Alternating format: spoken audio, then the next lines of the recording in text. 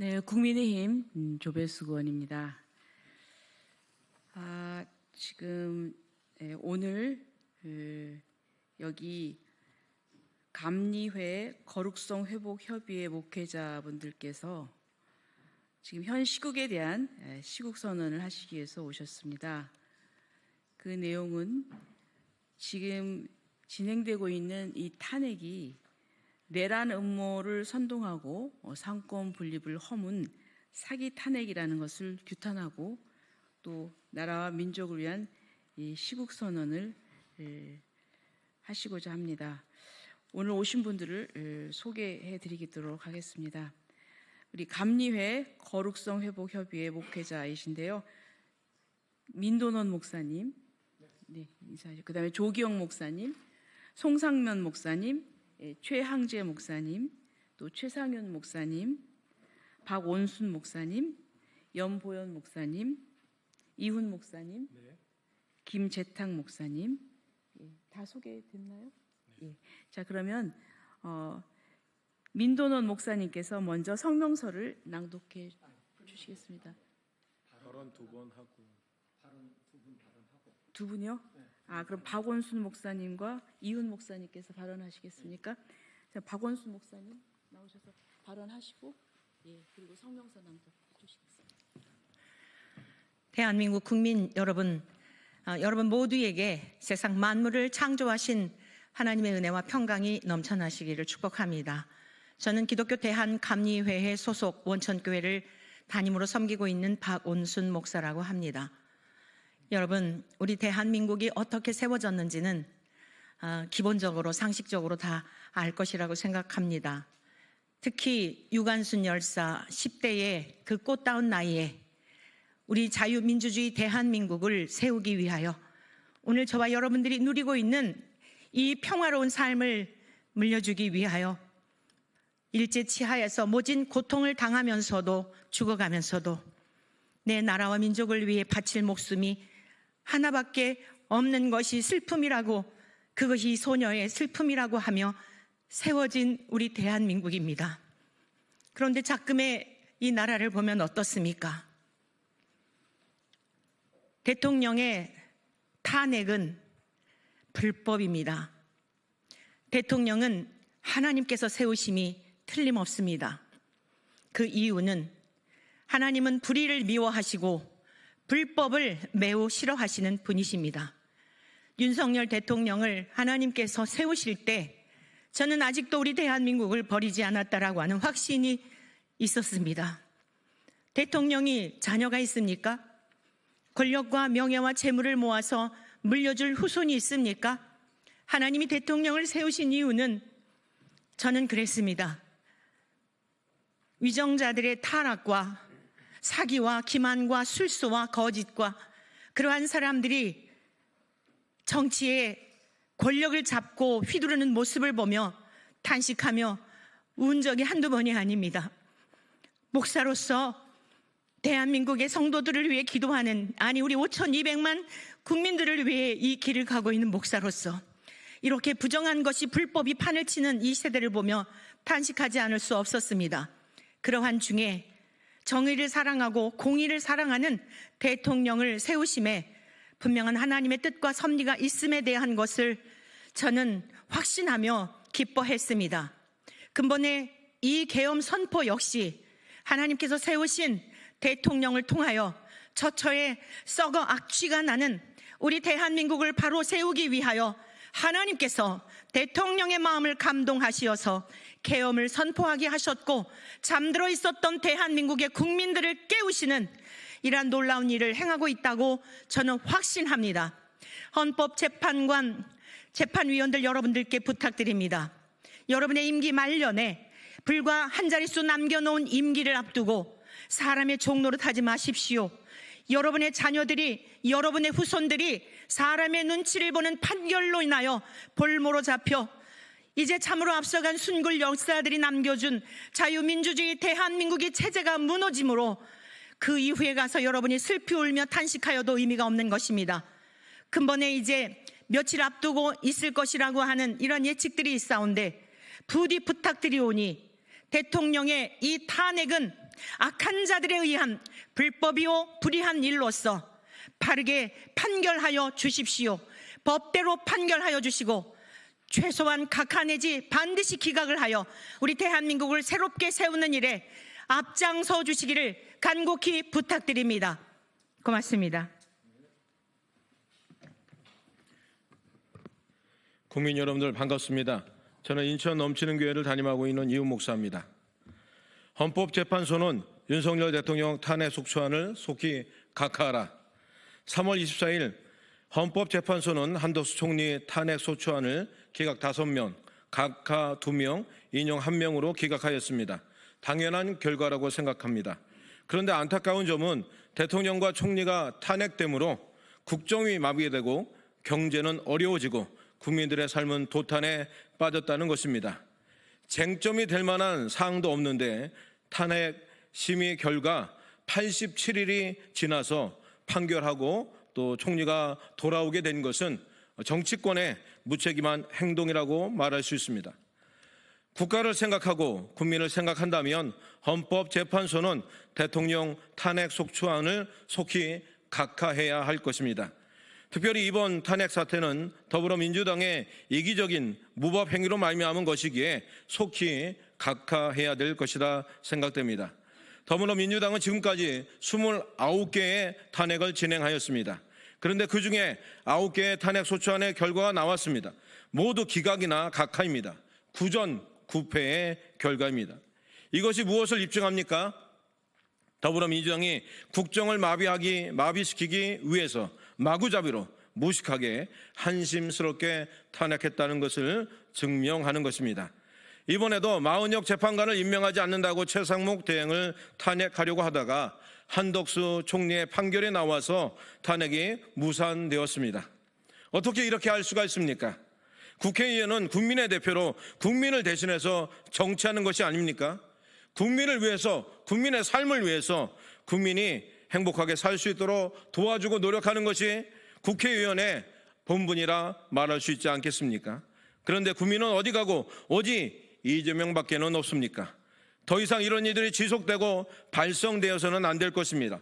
이런 참담한 일을 막는 방법은 헌법재판소가 속히 대통령의 탄핵 속추안을 각하하여 대통령을 업무에 복귀시키는 것입니다.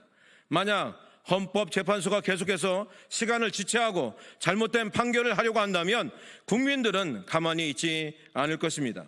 속히 각하하지 않는다면 국민들은 4.19 때처럼 국민 저항권으로 일어나서 나라를 바로 세우려고 할 것입니다. 그러니 헌법재판관들은 속히 윤석열 대통령의 탄핵 소추안을 각하시키기 바랍니다. 감사합니다. 이제 오늘 저희들이 이곳에 온 이유는 내란 음모 조작과 삼권 분립을 무너뜨린 사기 탄핵을 규탄하면서 이제 성명서를 발표하도록 하겠습니다.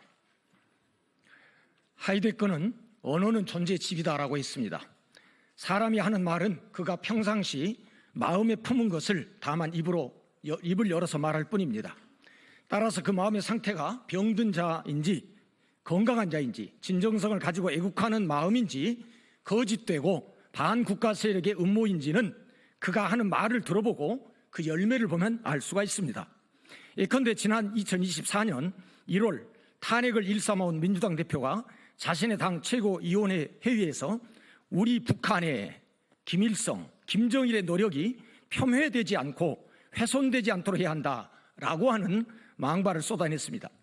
이뿐만이 아닙니다. 엊그제는 역대 전역 장성들을 부끄럽게 하는 김병주라는 의원이 전과 사범 민주당 대표 암살 소식을 언론이 흘리자 장신대 모 교수가 암살 계획에 성공을 빈다라고 한 워딩을 문제 삼아서 사냥개가 마치 먹잇감 찾아 공격하듯 그 교수 실명을 거론하면서 공격하는 것을 보았습니다.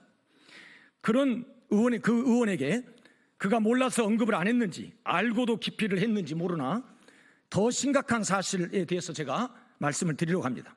그 심각한 사실이라고 하는 것은 최근 감신대 학부생 종교 철학 수업 시간에 발언한 말입니다. 그 강사는 목회자 양성하는 신학교에서 신학생을 대상한 수업 시간에 자신이 투명 인간이 될 수 있다면 윤 대통령 목을 따고 싶다라고 하는 섬뜩한 사진성 주장을 하여 현재 사회적으로 일파만파 큰 물의를 일으키고 있습니다. 이런 자가 탄핵 찬성하는 민주당 지지 세력의 현 주소입니다. 이 독서를 퍼부은 감신대 종교철학 강사는 마치 1968년 1월 21일 새벽 청와대를 습격하러 침투한 31명의 무장 간첩 중에 유일한 생존자인 김신조 소위가 57년 전에 그 당시 기자가 묻는 질문에 박정희 대통령 목을 따라왔다는 말과 그 워딩이 너무나 똑같습니다. 결국 그런 거대 야당은 대통령을 비롯 행정부, 사법부를 겨냥한 탄핵을 지금까지 무려 29번이나 계속해왔고 지금도 진행형입니다. 이는 민주당 지키려는 방탄 탄핵이요 사기 탄핵임이 어제 국무총리 기각 및 각하 선고가 증명해 주었습니다. 아울러 몇 주 전 감사원장 또 검사 등 탄핵 기각 등 해서 여실히 드러났습니다. 그러나 몸집만 불린 거대 야당은 여전히 탄핵에 배고픈지 지난주 최상목 부총리마저 30번째로 탄핵 발의를 했다가 아마 무산됐겠죠. 이른바 탄핵 중독증, 탄핵 광이 아니고서야 이렇게 나라를 쑥밭으로 만들 수는 없는 것입니다. 마치 미국의 보험 설계자 헐버트 윌리엄 하인리히가 데이터를 분석해 발견한 것은 1대 29대 300의 법칙이 있습니다. 하인리 법칙이라고 합니다. 우리나라가 그렇게 되었습니다. 이를테면 하나의 대형 사건 터지는 곳에는 이미 29번의 경미한 사고가 있었고 그 이전에 300번의 사고 징후가 있었다는 그런 법칙입니다. 즉 대통령 계엄 선포는 이 계엄이 있기 전 29번의 탄핵이 있었기 때문이고 그리고 그 이전에 300명의 국회의원 중에 자체 4분의 징후가 있었기 때문이라고 해석할 수밖에 없습니다.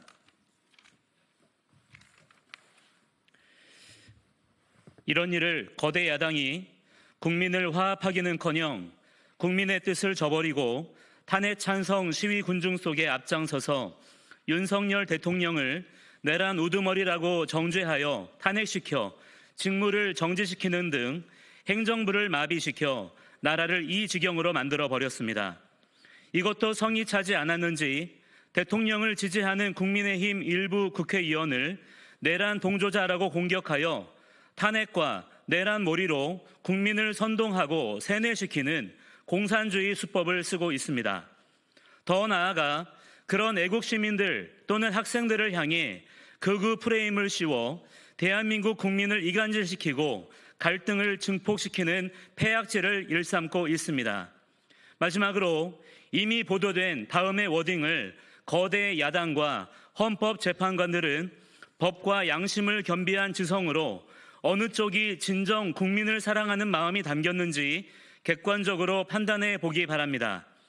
지난 1월 15일 관저에 있는 대통령을 체포하기 위해 공수처와 경찰 3,000여 명이나 동원되는 초유의 사태가 있었습니다. 전쟁을 방불케 하는 체포 시도를 앞두고 전북이 지역구인 검사 출신 이성윤 민주당 의원은 윤석열 수갑 채워 나올 때까지 총 맞더라도 들어가라 라는 과격한 발언으로 공수처와 경찰을 자극시켰습니다. 그러나 동일한 시점에서 윤석열 대통령은 달랐습니다. 경호처도 경찰도 공수처도 모두 우리 국민이다. 누구도 다치기를 원하지 않는다. 내가 출석하겠다 라고 하며 불법 체포였지만 자진 출두함으로써 유혈 사태를 면할 수 있었습니다. 누가 진정 국가와 국민을 위한 워딩이고 처신이었습니까? 이에 우리는 거대 야당과 헌재 그리고 한국교회를 향해 아래와 같이 강력히 요구합니다.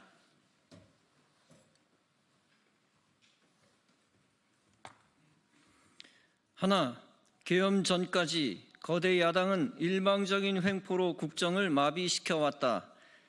이에 나라를 위기에서 건지기 위해 대통령은 헌법에 부여한 고유 권한인 계엄을 선포했다.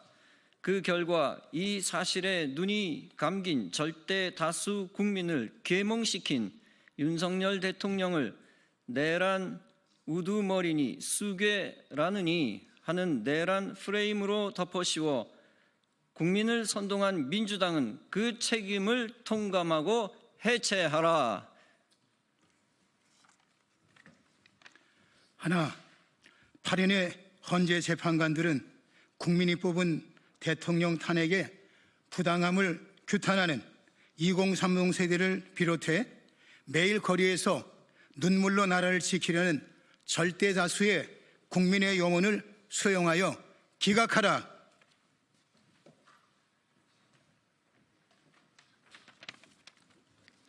한국교회는 지난 4개월 가까이 상권 분립을 무너뜨리고 탄핵 중독당이 되어버린 거대 야당의 횡포에 침묵하고 찬동한 것을 회개하고 자유민주주의의 근간을 흔드는 반국가 세력 척결에 앞장서라. 2025년 3월 25일 감리의 거룩성 회복협의회 목회자 일동, 이상으로 시국사는 성명서를 마치도록 하겠습니다. 감사합니다.